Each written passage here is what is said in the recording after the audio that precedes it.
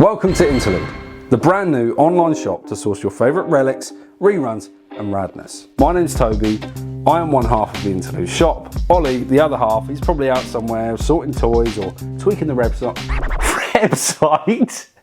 tweaking the website, so it's ready for you to head on over there. So let's do a quick history recap on the Sectaurs. They were launched by Coleco, I believe I've got that right, or Coleco or Coleco. Sectaurs by Coleco. In 1985, insect human warriors basically, and they had these puppet bug mounts, these sort of rideable bug beasts, which we don't see as part of this new line. Perhaps Nacelle are going to introduce those at some point. There was a very short-lived cartoon mini-series back in the 80s. Fast forward to today. The new Sectaurs figures aim to modernise the line while of course staying true to their vintage look, and I feel like they have achieved that here. We're going to start with Dargon, the warrior prince of the Shining Realm, Symbion's bravest hero.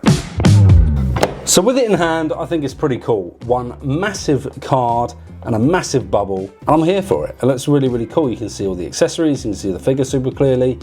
I love the Sectaurs logo at the top there, looks really clean, and I love the shade of blue. One of the biggest card and bubbles I've ever had the pleasure of holding in my own hand. On the back here, you can pause that if you want, have a little read. You get the Sword of Scowl, the Shield of Scowl, the Twin Venguins, and the Slazer, or the Slazor. Probably butchered that, let me know in the comments if I did. And of course, you can collect all of the incredible Sectaur warriors in the line, just these two right here. There's also a proof of purchase on the back, which is super cool and nostalgic. If you like that sort of thing, I'm gonna get this guy open and out, shake it all about. So here he is, out the packaging, looking, I must say, super cool. My first impressions in the hand are that this thing feels great. It's got a really, really nice plastic feel to it. Super easy to assume some cool poses. And yeah, just out the box, really impressed. Can he run, I hear you ask? Yes, he can. He can absolutely peg it, no problem. Woo! It's got a cool sound when you kind of move it, and I really like that. That's, I don't know why, but that's kind of pleasing. It's got like a really cool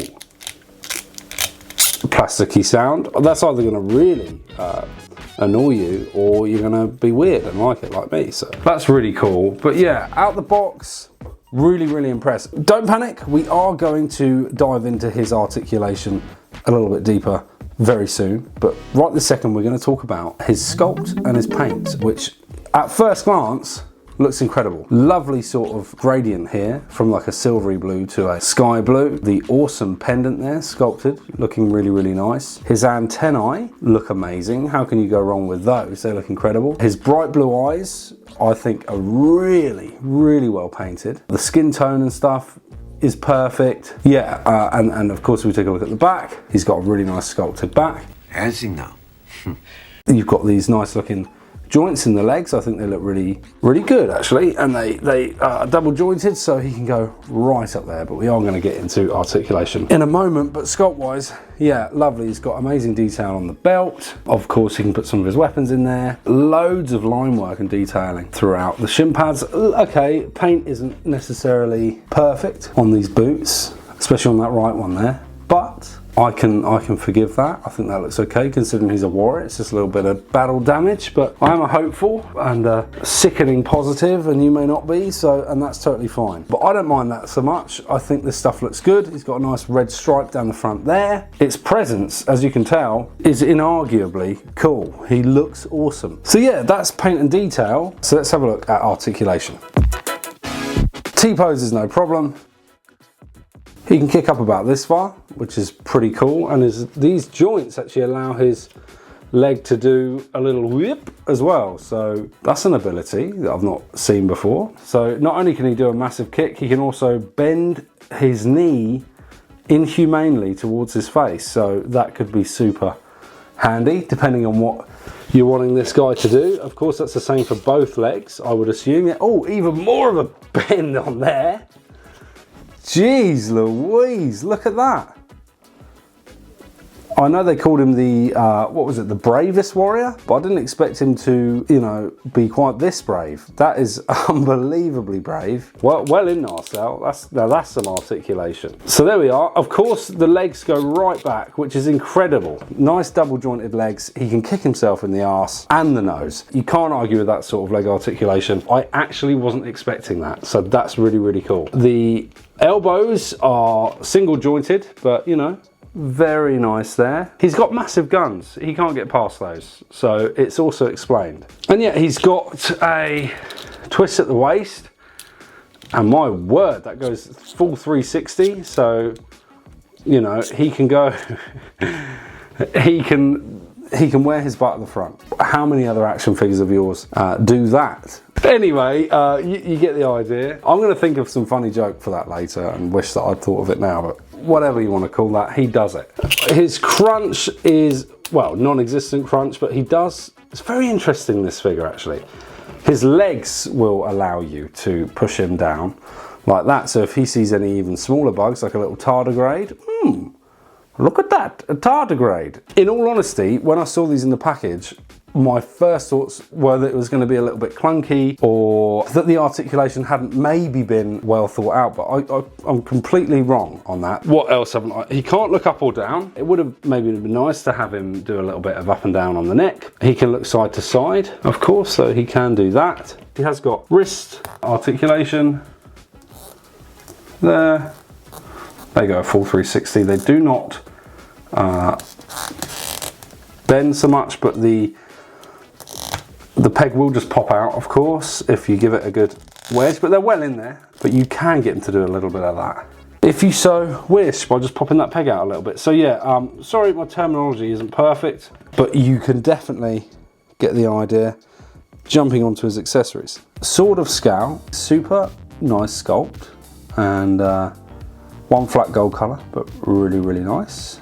Next up is the Shield of Scowl, a very nice gold shield. Looking nice, fairly, oops. Looks really cool. It's got a little hand on there for him to hold, of course. Feels nice in the hand. It's a little bit bendy. All these accessories are a bit bendy, so they're definitely sturdy. So that's a win.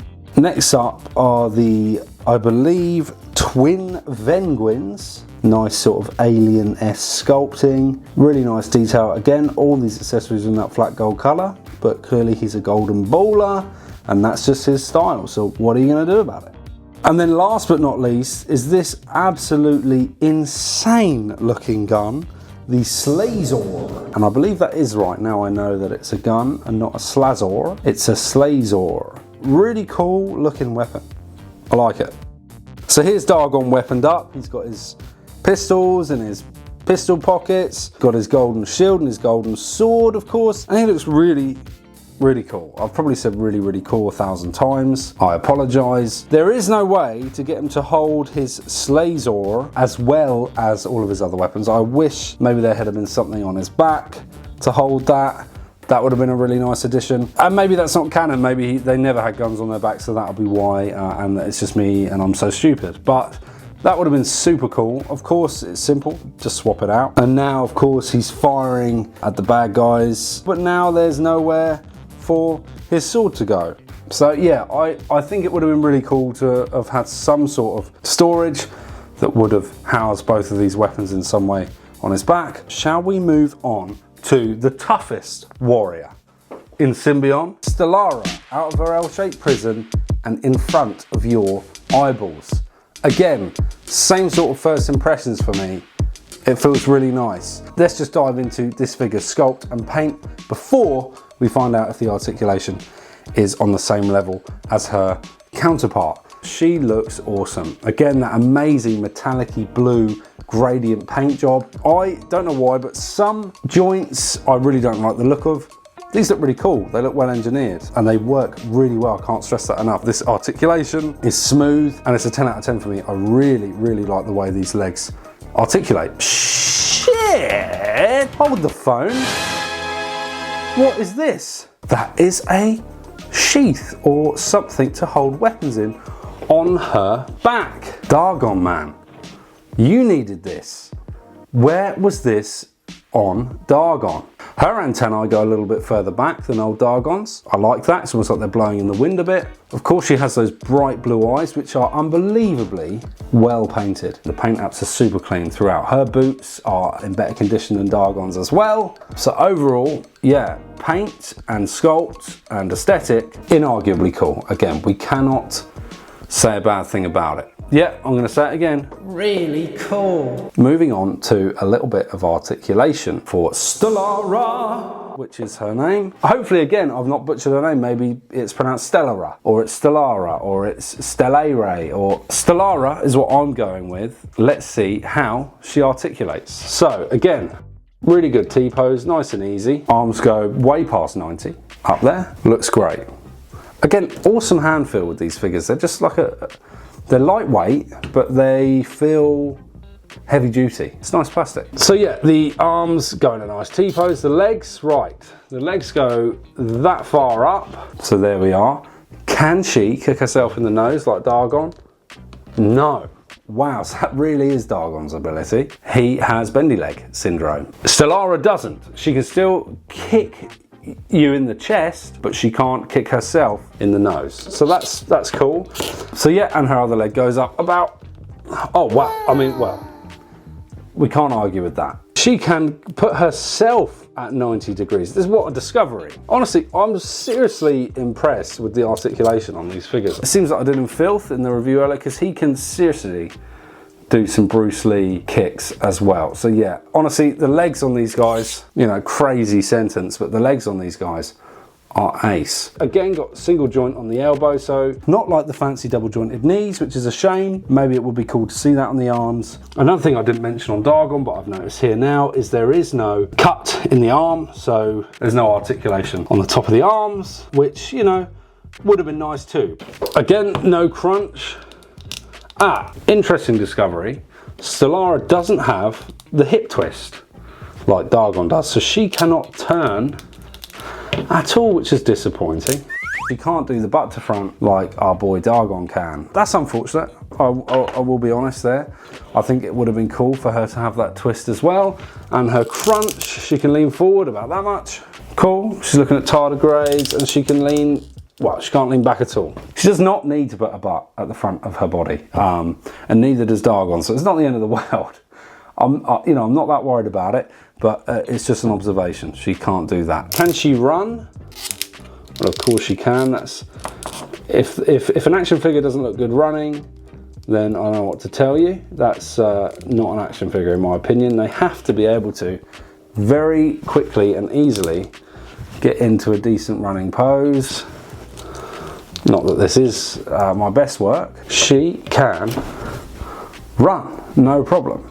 And of course she's got the twisty wrist. Then of course it's the same as the last one. There's a little peg in there, and she can, if you so wish, move that arm, that hand about a bit. But it does look nice, doesn't it? The paint is really nice on these figures. Oh, something I haven't mentioned on either of these figures, so I'll do it now very quickly. I apologise for the messy, non-structured approach here. There is no pivot in the ankle, really. There's not a whole lot of movement there. There's a bit, hopefully you can see that. No rocker, so it's just completely flat. Look, they're not Mayfix or SH Figure Arts level articulation. I don't think anybody expected that, but for a 7-inch scale of a classic, less articulated 80s toy line, this is kicking ass. And I think that's all that really matters here. Her finish is more metallic. It's like a glossy sort of finish, and Dargon's is sort of a matte, which I'm just noticing now as well.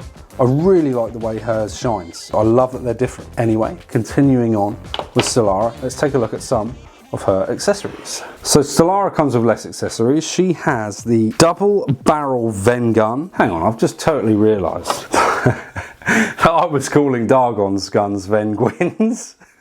That's because I'm stupid. His are just Ven guns. They're obviously all called Ven guns. I apologise. Stellara just has the one double barrel Ven gun. I love Ven Gwyn though.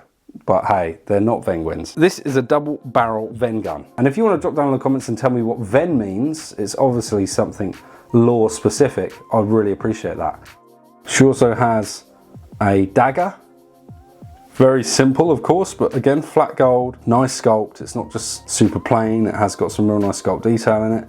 That's a nice dagger. And last though, but not least though, is this shield. And this shield's really cool. I like the way that looks. Again, bendy. So nice and sturdy, you can real bend it up and it won't snap. So that's a nice touch.